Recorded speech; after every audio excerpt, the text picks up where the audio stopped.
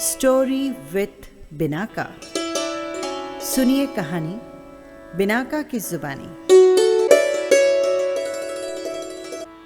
तो लीजिए, हाजिर है एक छोटी सी कहानी, नया साल। नया साल आने वाला था और क्लास के सभी बच्चों में खुसर फुसर हो रही थी। सबको पता था कि इस साल भी प्रिंसिपल सर बच्चों के साथ एक नया और कोई बढ़िया सा आइडिया लेकर आएंगे। क्लास मॉनिटर दीपेश अब तक 10 बार ब्लैक बोर्ड को डस्टर से पोंछ चुका था, पर प्रिंसिपल सर ने अभी तक एंट्री नहीं ली थी। जैसे ही उसे गुप्ता सर के साथ प्रिंसिपल सर की आवाज सुनाई दी, वो फिर से एक बार ब्लैक बोर्ड को साफ करने लगा। प्रिंसिपल सर ने उसे मुस्कुरा कर देखा और क्लास के अंदर आ गए। पहली बेंच पर बैठा हुआ सागर बोला, अगर सर थोड़ी देर और न आते तो आज हमारा ब्लैक बोर्ड व्हाइट बोर्ड बन जाता। और क्लास में इस बात पर एक जोरदार ठहाका गूंज उठा। प्रिंसिपल सर बोले, बच्चों, इस बार नए साल का पहला दिन हम बिल्कुल अलग तरह से मनाएंगे। सभी बच्चे मुस्कुरा उठे। सर जल्दी बताइए ना, हम तो कब से इंतजार कर रहे हैं, नैना ने तुरंत कहा। तो सुनो, इस बार सभी बच्चे अपने पापा और मम्मी के साथ स्कूल आएंगे और सबके मम्मी पापा अपने बारे में थोड़ा थोड़ा सा बताएंगे। प्रिंसिपल सर ने जब ये कहा तो उनकी बात सुनते ही सारे बच्चे खुशी से तालियां बजाने लगे और एक बार में ही सबने सहमति दे दी। समता बोली, सर आपने ये बहुत अच्छी बात कही। हमारे मम्मी पापा को भी अपने स्कूल के दिन याद आ जाएंगे। प्रिंसिपल सर बोले, तो फिर 1 जनवरी को मैं आप सभी के बैठने की व्यवस्था सभागार में करवा दूंगा और आप सभी बच्चे टाइम पर पहुंच जाना। बच्चे खुशी से झूम उठे। मम्मी पापा के साथ उनके अनुभव शेयर करने की बात सुनकर सबको बड़ा मजा आ गया। बस फिर क्या था, दिन भर जब भी मौका मिलता बच्चे अपने मम्मी पापा के बारे में अपने दोस्तों को बताते और खुश होते। पर क्लास में अचानक ही जैसे कोई बुत बन गया था और वो था शिबू। शिबू को समझ में नहीं आ रहा था कि वो क्या करे। उसकी माँ उसी स्कूल में सफाई का काम करती थी। प्रिंसिपल सर ने उनकी सालों की मेहनत और ईमानदारी को देखते हुए शिबू की फीस भी माफ कर दी थी और किताबों की व्यवस्था भी वो स्कूल से ही करवा देते थे। हर इतवार के दिन शिबू प्रिंसिपल सर के घर जाकर पढ़ता था, पर यह बात पूरे स्कूल में कोई नहीं जानता था। तभी शिबू को क्लास के बाहर मां झाड़ू लगाती हुई दिखी। पसीने से तरबतर मां उसे देखकर मुस्कुराई, पर शिबू ने उन्हें देखकर नजरें नीची कर ली। तभी शिबू का दोस्त मेहर बोला, अरे शिबू, आज तक तूने हमें अपनी मम्मी से नहीं मिलवाया।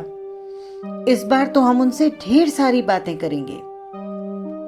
शिबू का चेहरा डर के मारे पीला पड़ गया। वो तुरंत वहां से उठकर बाहर चला गया। शाम को जब मां घर लौट कर आई तो वो सिरदर्द का बहाना करते हुए औंधा पड़ा रहा। न उसने होमवर्क किया और न ही उसने खाना खाया। पता नहीं क्लास की सब बातें सोचते सोचते वो न जाने कब सो गया। सपने में भी उसे उसकी क्लास के बच्चे उसकी मां का मजाक उड़ाते दिखे। अब शिबू का हंसना बोलना सब कुछ बंद हो चुका था। वो घुमा फिराकर बच्चों से कहता कि हम लोग प्रिंसिपल सर से कहते हैं कि उस दिन पिकनिक चलें या फिर कुछ अन्य कार्यक्रम कर लें, पर कोई बच्चा उसकी बात पर ध्यान नहीं देता, क्योंकि सभी अपने मम्मी पापा के स्कूल आने की बात से बेहद खुश थे।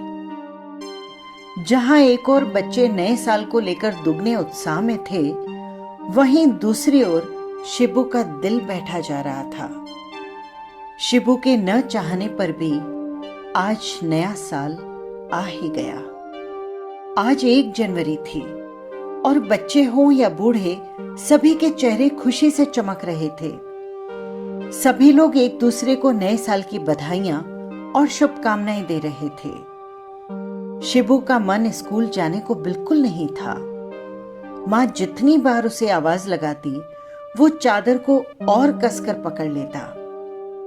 माँ ने शिबू का माथा चूमते हुए कहा, नया साल बहुत बहुत मुबारक हो बेटा। शिबू का मन हुआ कि माँ के गले लगकर खूब रोए, मगर वो उनके पैर छूकर चुपचाप खड़ा हो गया। माँ ने आशीर्वादों की झड़ी लगा दी और उसके लिए नाश्ता बनाने लगी। अगर उसे प्रिंसिपल सर का डर न होता तो वो आज किसी भी कीमत पर स्कूल नहीं जाता। किसी तरह से जैसे तैसे तैयार होकर वो भारी कदमों से स्कूल के लिए चल पड़ा। अभी वो थोड़ा आगे बढ़ा ही था कि उसके मोहल्ले के 2 बच्चे उसे कूड़े के ढेर के पास प्लास्टिक की बोतलें बीनते हुए मिले। एक बच्चा बोला, सुनो। शिबू उसकी आवाज सुनकर रुक गया। एक ही मोहल्ले में रहने के कारण वो इन बच्चों को बहुत अच्छी तरह से पहचानता था। शिबू उनके पास जाकर खड़ा हो गया। वो बच्चा बोला, happy new year Shibu. Shibu मुस्कुरा उठा और बोला, हैप्पी न्यू ईयर नहीं, हैप्पी न्यू ईयर कहते हैं। हाँ, हमें सही पता नहीं है। हम स्कूल नहीं जाते ना तुम्हारी तरह, पर हमें बहुत अच्छा लगता है शिबू, तुम्हें स्कूल जाते हुए देखकर। वो बच्चा प्लास्टिक की बोतल थैले में रखते हुए बोला, हाँ शिबू, जिस समय तुम स्कूल बैग टांगकर घर से निकलते हो, उसी समय हमें ये कूड़े का थैला लेकर निकलना पड़ता है, दूसरे बच्चे ने कहा। शिबू बोला, तुम दोनों तो मेरे घर के ही पीछे रहते हो ना? हाँ, तुम हम दोनों को भी पढ़ा दिया करो ना, हम दोनों स्कूल नहीं जा सकते। एक बच्चे ने शिबू के स्कूल बैग को ललचाई हुई नजरों से देखते हुए कहा, पढ़ा दूंगा मैं तुम दोनों को।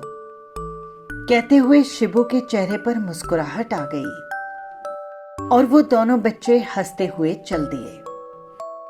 तभी एक बच्चा दूसरे से बोला, इसकी मम्मी बहुत अच्छी है, वो इसके पापा के नहीं होने पर भी रोज इसे स्कूल भेजती है, वरना इसे भी रोज सुबह हमारी तरह। इसके आगे शिबू कुछ नहीं सुन सका। उसकी आंखों से आंसू बह निकले और वो रोते हुए घर की ओर दौड़ पड़ा, अपनी मां को अपने साथ स्कूल ले जाने के लिए। आज वो बहुत खुश था और उसका चेहरा खुशी से चमक रहा था। ये वर्ष सचमुच उसके लिए बहुत शुभ था। आप सभी को नववर्ष की ढेर सारी शुभकामनाएं। नया साल 2022 आपके लिए शुभ और मंगलमय हो। फिर मिलेंगे किसी नई कहानी के साथ। नमस्कार।